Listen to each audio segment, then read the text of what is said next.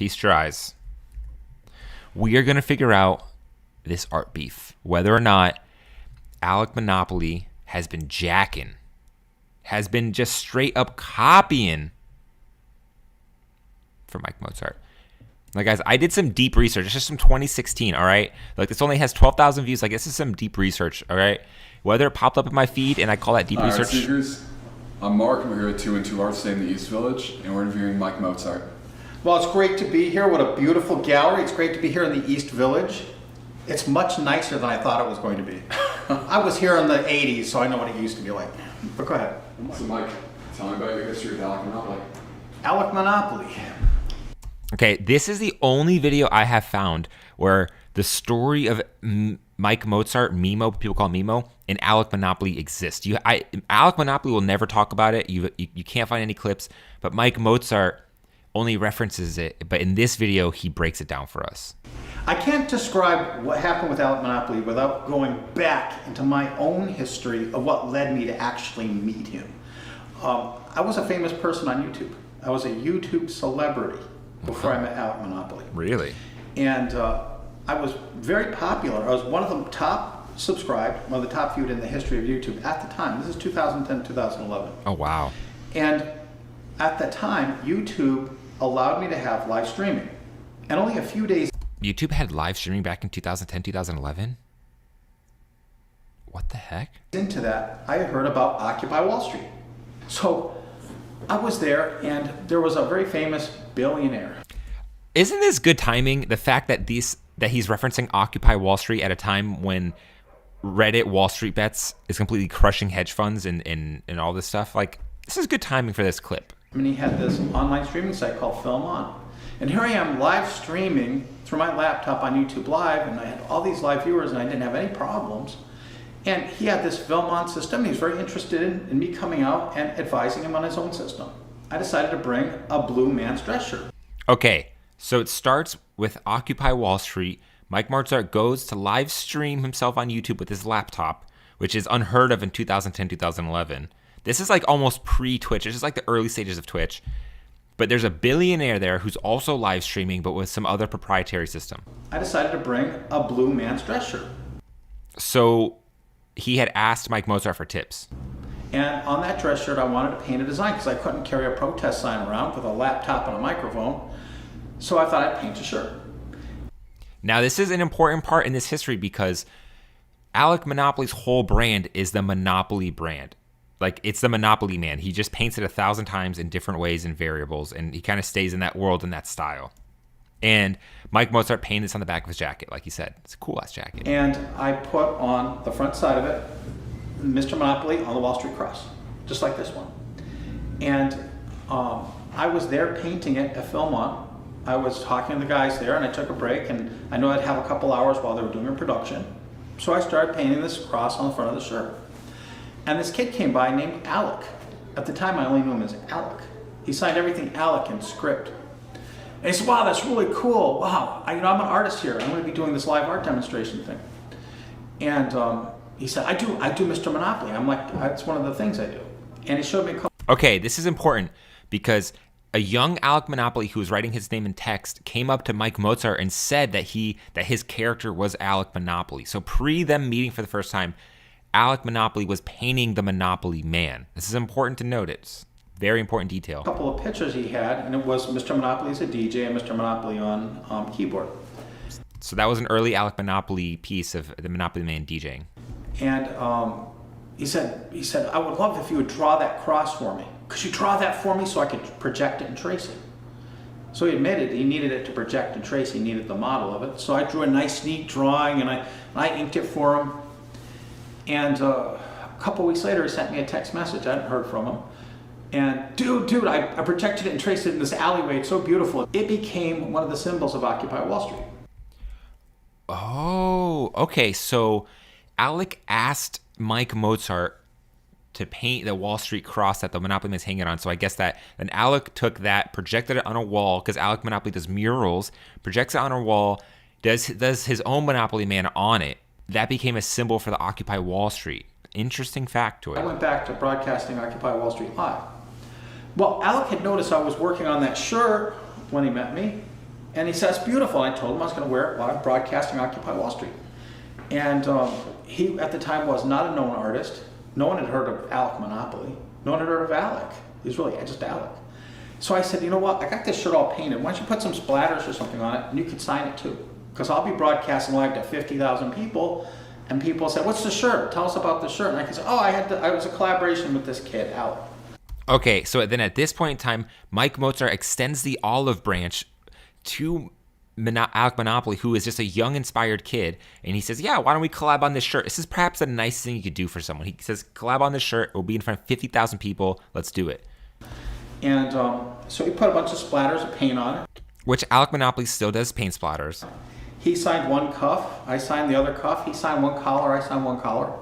And I said, on the back of the shirt, right? It's almost as if like they signed the certificate of doom for this. It's like some foreshadowing. In big, like across the top, like where a football player would. Do it in big block letters. And he did that. And I gave him the drawing. Now, he's all excited that he's got this new drawing. And we're stuck there for 3 days because he had to come back to do the shows. Mm-hmm. And he said, could you draw me more pictures of Mr. Monopoly? So I did quite a lot of drawings for him for nothing. Alec Monopoly painting top and Mike Mozart original drawing bottom. For years, a couple of years at that point at least, maybe 3 years. It wasn't until later they found out that even though... Wait, we gotta go back. More pictures of Mr. Monopoly. 3 days, because he had to come back to do the shows. And he said, could you draw me more pictures of Mr. Monopoly? So I did quite a lot of drawings for him for nothing. For years, a couple of years at that point at least, maybe. So they met during this live stream. Alec Monopoly asked him to paint him more photos of the Monopoly Man, which is weird. Why would Mike Mozart agree to do sketches and give them to him? 3 years. It wasn't until later they found out that even though he was designing a substantial amount of his artwork, that he wasn't actually painting a lot of it. They actually had assistants that were doing it. So I started getting him to pay me just little bits of money here or there. Okay. And when I say little bits, if you took all the money I've ever earned from Alec Monopoly, it would not equal even a small commission, even a couple of years ago. Even when I stopped working with him. Not even one solitary painting for 5-6 years worth of hard work, making the designs that propelled him. So that's really weird. Mike Mozart knowingly made Mr. Monopoly designs, like working for Alec Monopoly. Alec Monopoly is paying him very little, according to Mike Mozart. But I guess Mike Mozart didn't know that Alec Monopoly was reusing them and recycling, but he was having his assistants and lab assistants take the designs and redo them. Now, it's a very controversial thing in the art world of whether or not it is okay for studio assistants to create the works, right? Like if a studio assistant does 90% of the work, but the artist does 10%, is that still their art? Should it sell for the same amount? Same way, Alec Monopoly, the people might make the work, but then Alec Monopoly comes up and finishes the man, fills the man, and then writes his name. Like, is that still an Alec Monopoly piece, right? It's a very hot topic in the art world. People like Jeff Koons and Damien Hirst have gotten a lot of flack for this. But at the same time, they're such big artists and there's such demand that they themselves cannot single-handedly produce these images. So having studio assistants, yes, is necessary at a certain level. That made him famous. Sort of created a monster. So see, Mike Mozart original design drawing top and Alec Monopoly painting bottom. So it seems like Mike Mozart was doing these sort of like stencil outlines for him, and then Alec was turning it into a full-fledged colored idea. With this artwork, an egotistical monster. That's something I will say very plainly. And that's well known if you've seen his Instagram. There's an awful lot of ego flying high there. He said if you look at Alec Monopoly's Instagram, there's a lot of ego flying high there. Now, I already know that it's going to be ridiculous, but just so you guys can get a sense of Alec Monopoly in case you don't know, let's just look at the Instagram. All right, here we go. He's got 1.2 million followers. There's his Monopoly Man. Here he is trading stonks in his boxers. Crypto money. Here he is driving a fast car that we can't play the sound for because we'll get copyrighted. Here he is flexing in his chains and his dunks. Oh, there's another one of his designs. Is that Alec Monopoly's or is that Mike Mozart? Here he is flexing again. He sells out a lot of stuff. He just did a collab with Barstool Sports, selling the prints. Here he is on a PJ. He's on a, well, it might not be a PJ, but it's a really nice plane, United Emirates, something that you can't afford. So this guy, he's a baller. He's a stunter. Very egotistical, as you might describe him. Loves himself, loves money, loves a flex. I mean, come on. This is the ultimate ego photo right here. Do you see this shit?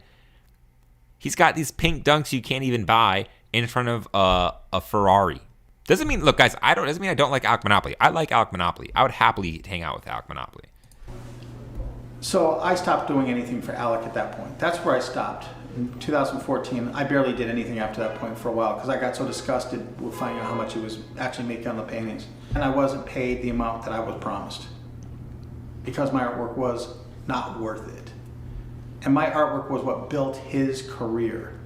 And it was the artwork that made him the iconic images like Mr. Monopoly on the cross and the Mr. Monopoly weightlifter he did, and all the Mr. Monopoly DJs that I did that were so popular that he put into murals all over the world. Wow. The wall paintings by the dozen.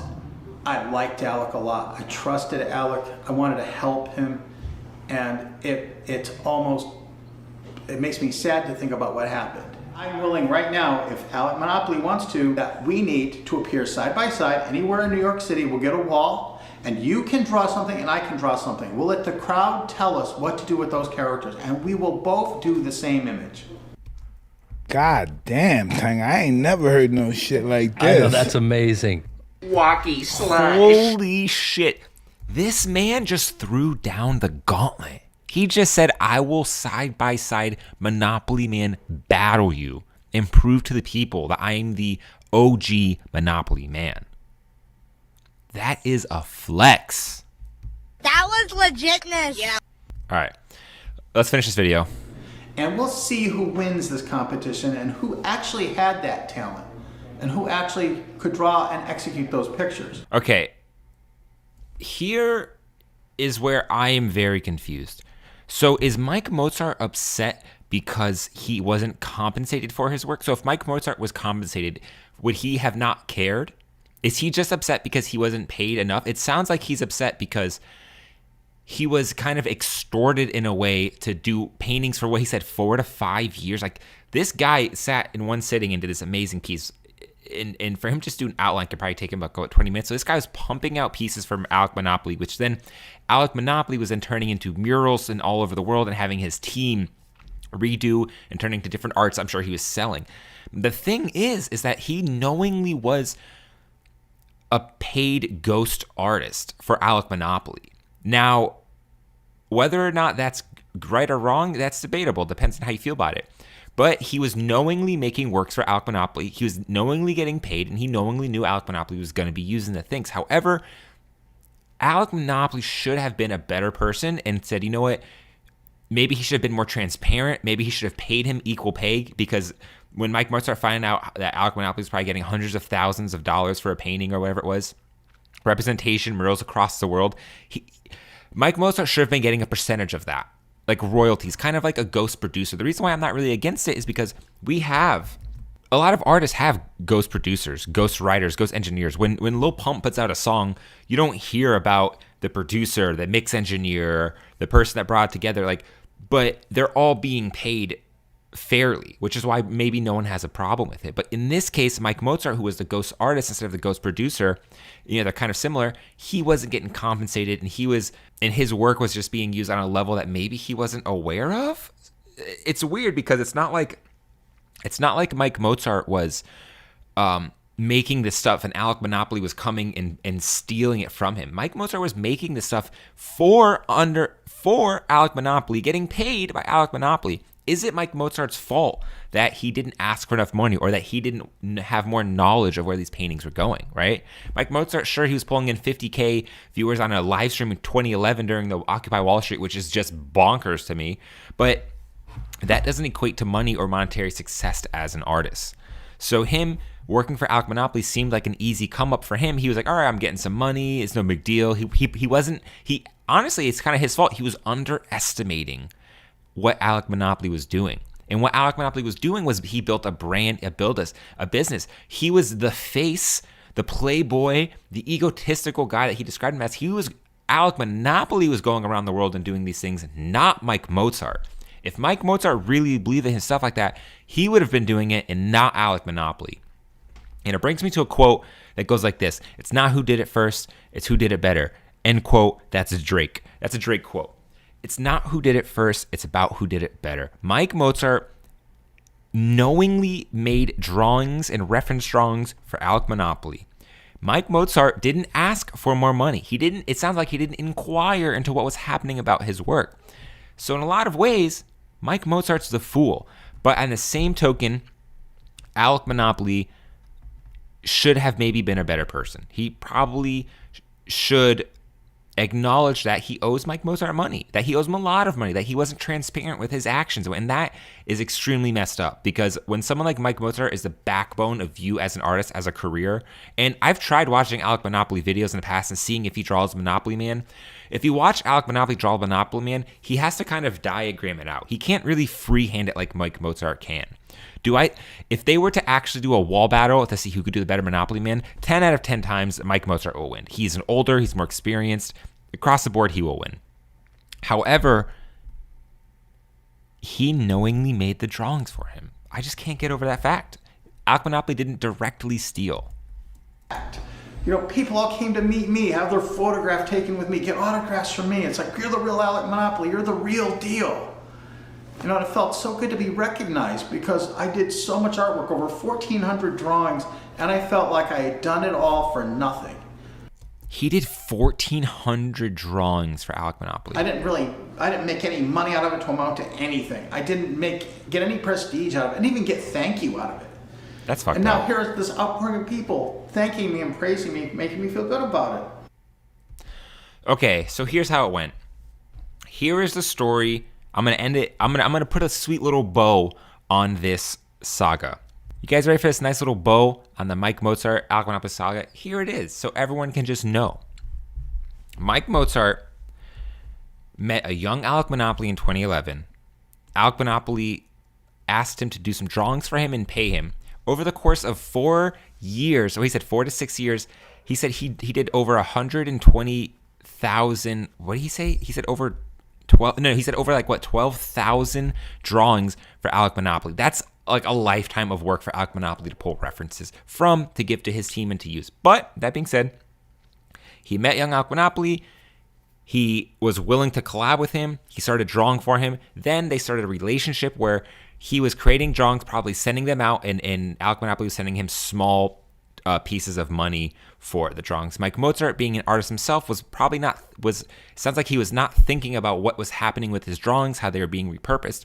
So while Mike Mozart was getting paid little for the drawings from Alec Monopoly, which he knew that Alec Monopoly was knowingly using, Alec Monopoly was taking those drawings and flipping them. He was getting his team to create bigger pieces. He was doing murals all over the world. He built his brand. He built the brand of Alec Monopoly, the playboy, the billionaire, the money guy, with the hot girlfriend that he's got now. And then 4 or 5 years later, Mike Mozart finds out that Alec Monopoly was doing all this, gets upset, says, F you, I'm done. And he wants to be thanked. He wants to be compensated financially adequately to what he felt like Alec Monopoly got out of this. So in this case, is Alec Monopoly technically stealing? No. But he is stealing in the fact that he did not compensate Mike Mozart. He owes him more. He really does. On a human level, he owes him more money for how much money he's made off of it. He needs to thank him. He needs to treat Mike Mozart like the Godfather. If Alec Monopoly was true to his Italian roots, he would be a better man about this and just talk to Mike Mozart and make amends. Give him $1 million. That's just make his life better. You built your career off his work, which is not wrong to say. Then compensate the man financially. So at the end of the day, it still comes down to, it's not who did it first, it's about who did it better. There it is. That is the saga of Mike Mozart and Alec Monopoly. Are there more moving pieces than that? I'm sure. But from Mike Mozart's lips himself, we got the story, because Alec Monopoly won't talk about it. So that's it, guys. Please watch the live streams live. I'm streaming all the time, 3 to 4 or 5 days a week. We do art stuff. We look at videos. We settle art beefs, find out what's really popping in these streets. Walkie slide. That was legitness. Yeah. God damn, Tang, I ain't never heard no shit like this. I know, that's amazing.